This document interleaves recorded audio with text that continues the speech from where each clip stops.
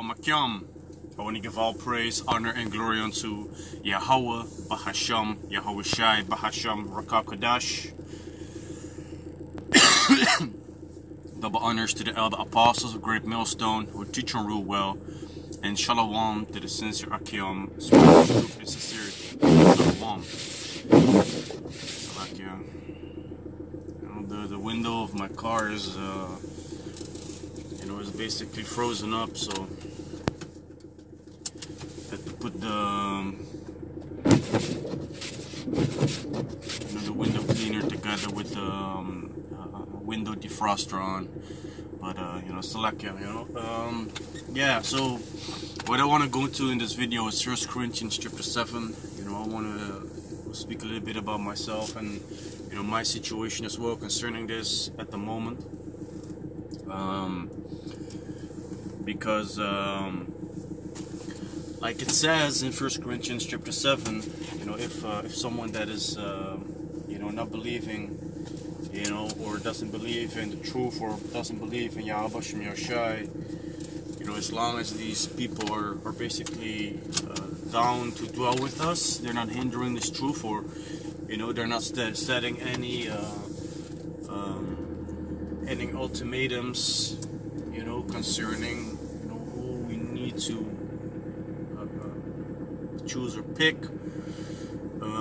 Then we can just deal with these people, man. And first and foremost, the 1 Corinthians chapter 7, verse 14, and let me see, verse 13 down to verse 15.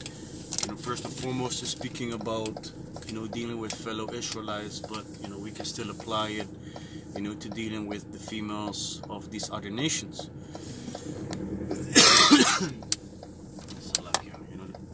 The brother yesterday said as well, like ever since the C19, the Crown 19,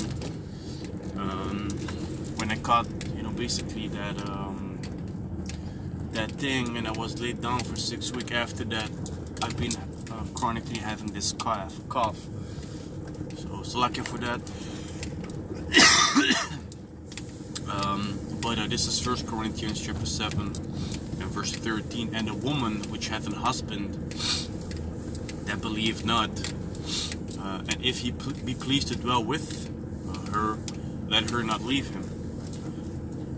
So now the situation occurs that it's concerning a woman that believes in Yahweh Shem Yoshai, and she's dealing with a man that doesn't believe.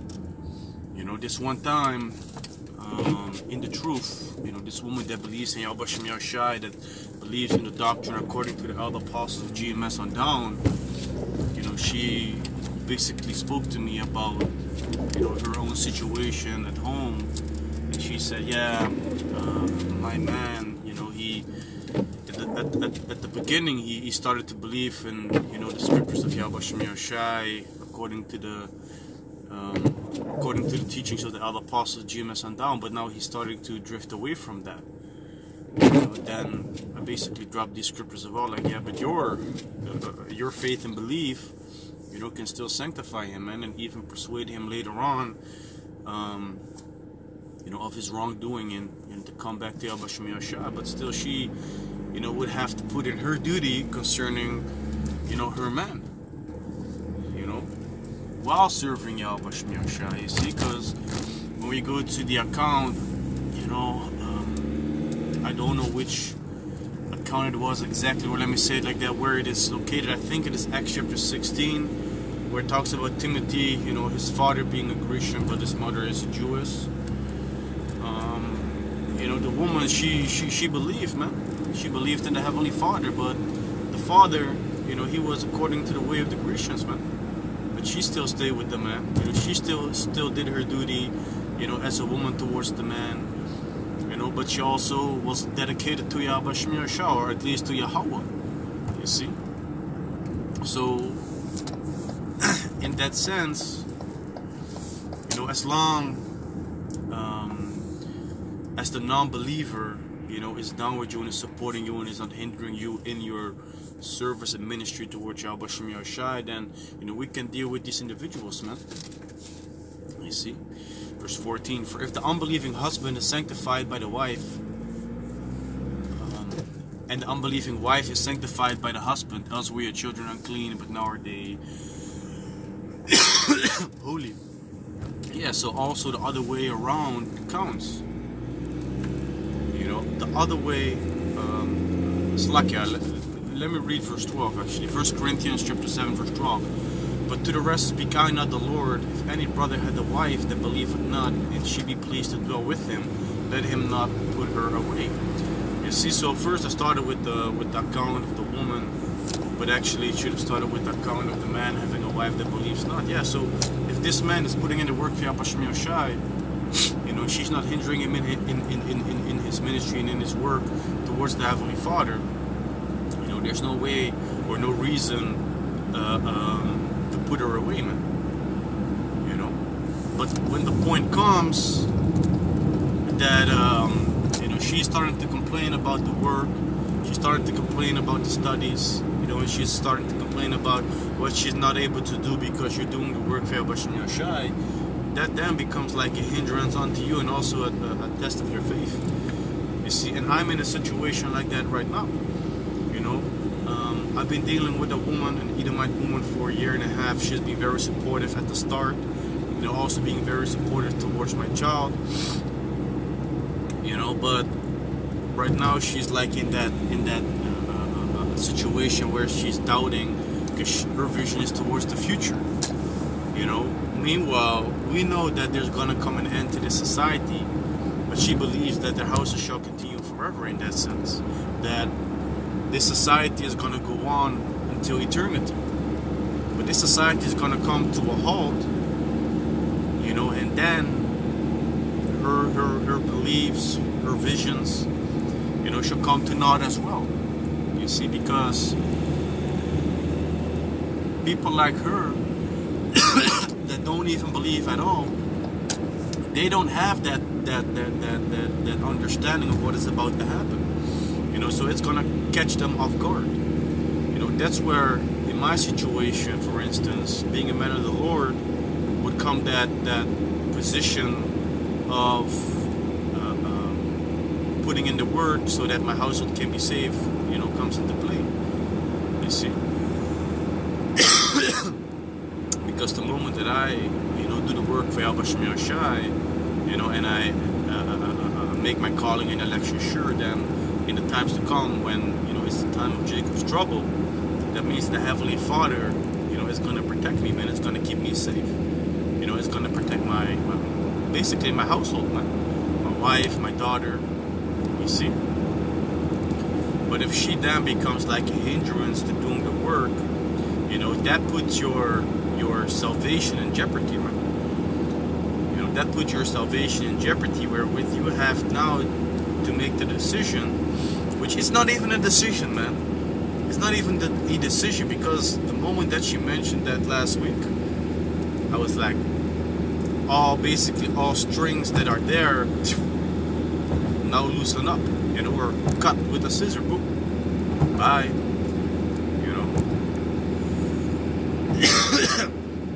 Because in my case, she started to say, yeah, with you know, going to teach every Saturday, you know, there's no way for us to have a nice weekend or go on holidays or whatever. But then I just gave her the options, like, yeah, the thing is, you are free on the Monday, so every once and again, you know, we can just take a weekend, you know, from Saturday evening up until, you know, Monday evening. Yeah, you know, that can be done a couple of times here and there, you know, but I don't see that happening, you know, long term. You know, then came also the holidays, man. Yeah, we can only go for, you know, like a week, but you have to be back on Saturdays, you know, this, that, and the third. I said, well, brothers now already are planning vacations together. And I even asked her, where do you want to go on holiday? She didn't even know. So then I said, yeah, brothers already busy, you know, planning holidays together so that they can go somewhere and still teach, get the word of Yahweh Shem Yahusha in, you know, put in the work. But then came the next thing. Yeah, during the week you're also studying. Basically what she wanted me to do was put her on the pedestal, put her as a number one priority in my life. you know. But that's not gonna happen, man. Yahweh Ratazah, that is not gonna happen.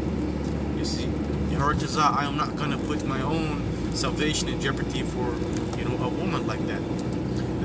The thing as well is that because, you know, in the last 10 years, I've had some experience with females, you know, that the Heavenly Father made me go through. That, you know, the first one, let me say it like that, she broke my heart, man. She really broke my heart. You know, and you know what they say? They say the first girl that breaks your heart, after that, the man is never the same. The second one, she tried to destroy me mentally. You know. So what happens with the third one? You're already guarded, man. You're prepared. The Heavenly Father already prepared me, Yahweh Ratazah, you know, for situations like this, so that when things like this occur, it's not gonna face me as much, man.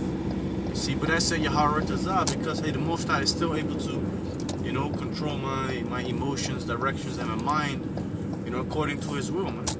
You see, so Yahweh Ratazah, during this situation, I remain, you know, steady and unfazed, man. You know, keeping to put in the work for Basham Yashai to the best of my ability. You see, because that is what's going to bring me closer to my salvation. You know. So it says, 1 Corinthians chapter 7. It says, let me go to verse 15, because the other scriptures 12 to 14 I already spoke about. But it says, but if the unbelieving depart, let him depart. A brother or a sister is not under bondage in such cases, but the Most High hath called us to peace. Yeah, so first and foremost, this is speaking about fellow Israelites, you know, that don't believe but then decide to go away, you know, for whatever reason, man. You know, in my situation, you know, she started to get doubt in her mind about the future, whether she sees a future together for me and her, you know. But that's also where, you know, our beliefs basically create a separation. You see, she was raised, you know, so-called Christian, you know, but because they was forcing things upon her in the church and whatever, she basically got a very bad experience with that. So now she doesn't want anything to do with it, you know. So she don't really, you know, care about the things that I do, basically. You know, if she's an Edomite, you know, eventually she ain't gonna receive no salvation anyway. But hey, these are things that still give us experience, you know, about, you know, situations and how we need to maneuver through them. You see, still test of faith, man. You know.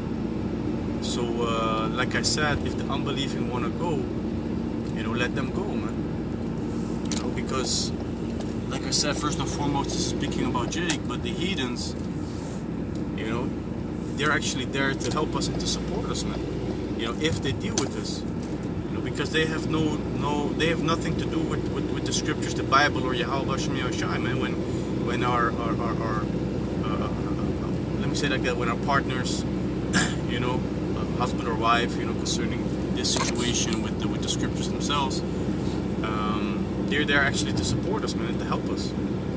You see, and you know, she was a great support unto me, man, during the year and a half that, you know, we had a relationship together, you know.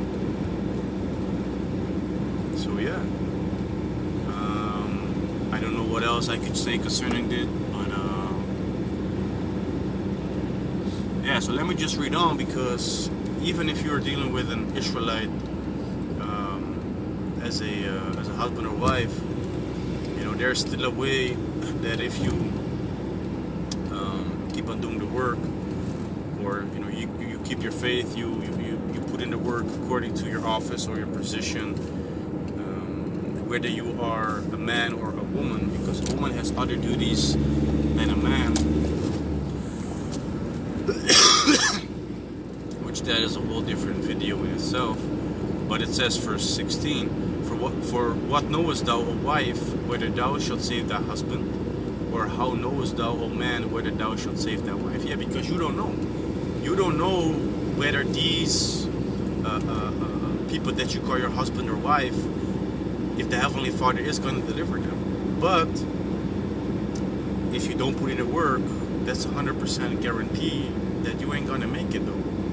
But you're the one that is able to save or deliver these, basically your partner.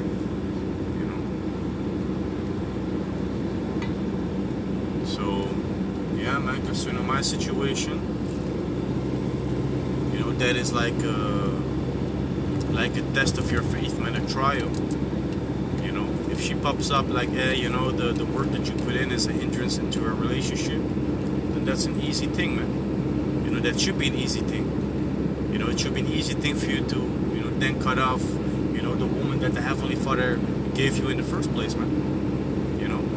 Because what the Heavenly Father then actually did is He gave you a relationship that was actually working out very good. But then for, whatever reason, the Heavenly Father put you to the test right now. Like, hey, are you gonna keep your faith towards me? Are you gonna continue putting in the work? Or are you gonna try to save your quote-unquote marriage, man, by forsaking the Lord, and then basically throwing away your salvation, your chance on salvation, because you want to have a happy family. Meanwhile, you already know the times that are ahead of us, that destruction is pending, that the only way that you can be saved and, ordained to make it through these things, is by Yahweh Shai, putting His favor upon you in the times to come. Like it says in Isaiah, that the servants of the Heavenly Father shall eat, and drink, and basically, laugh at the calamities, man. And that the other people in the world that were concerned with, the things of the world, that they're going to be crying, going to suffer the need of the drink, going to suffer the need of the food, because, they was not taking the Heavenly Father serious, man. When the servants of the prophets were standing on the highways and byways, they was trying to bring y'all back, to make sure that you also have a chance of salvation, man, that you come back to Yahweh Bashem Yahushai, and that you're gonna basically change your ways, man, amend your ways. You see, considering these females that we're dealing with, they don't know the impact, that we have on them later on. That is like a long-term investment, that you have, a sacrifice. You sacrifice your weekends, with the family, with your children. Why? Because you long-term see that there's more love into sacrificing the weekends and the evenings that you study, because of the times that are ahead of us, man. Short-term pleasure versus long-term salvation. It is what it is, man. You see, but these females, they don't see it like that. Why? Because the Heavenly Father has not imparted any wisdom into them. They only, go off, or basically only move through their emotions, man. They only move through their emotions. How do you make them feel? Do you put them a priority? But that's not how the Heavenly Father ordained it, man. The Heavenly Father ordained it the other way around. You are supposed to please the man, help the man, support the man. And there's like that synergy to it, right? If the right woman supports the man, that man is gonna thrive, man. That man is gonna be successful. You see? Why? Because she is supporting his vision. She's respecting him. She's aiding to his flaws or weaknesses, so to speak, of him being a man compared to a woman, because she's gonna fill the void that the woman is supposed to fill. You see? He's going to be in a state wherein he is able to flourish, you see, with the help of the right woman. But nowadays, these females are not built like that no more, man. It's all about them. It's all about them, and them, And that is going to be their downfall, because they want to be made that priority. They want to be, put on that high pedestal. Meanwhile, them not being in subjection like that,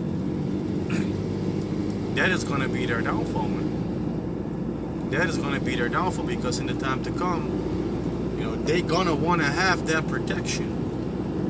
But y'all never wanted to be the woman that would accept that protection, of the man. You see? Because when a man shows protection towards the woman, he might come over as jealous or possessive, but that's just his way of trying to protect you, of telling you, hey, don't put on those clothes when you go outside, because I'm a man too, and I know the thoughts that come in my mind when I look at you. Don't be doing these things when you're out with your friends or whatever, and and she shouldn't be going out in the first place. You see, but you know, concerning the mind of a man in the world that does allow his wife or his girlfriend or whatever they, you know, call them, you know, he is gonna be protective, possessive, jealous, you know, and those are actually very good traits to have as a man. You know, when it is, you know, not done in a certain way. Because if the man tells you don't put that on, don't put it on, man. He says these things for a reason, you know, to protect you, so that whatever you do, you're not in harm's way, you know. But hey, these women don't want to listen, they want to be stubborn, they want to do their own thing. But the time is gonna come that the Heavenly Father is gonna take away all their benefits, you know, it's gonna bring them very low.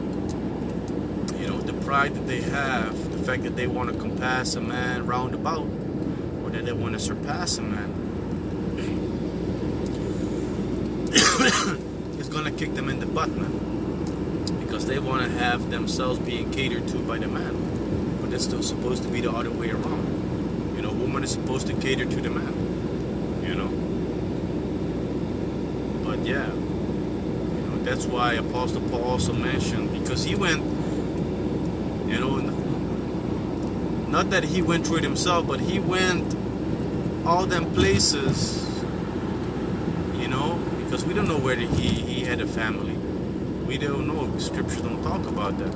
But we know that he went places, man. He saw these things. He spoke to people, you know. He spoke to the Heavenly Father through the Lord Yahweh Shai, man, basically.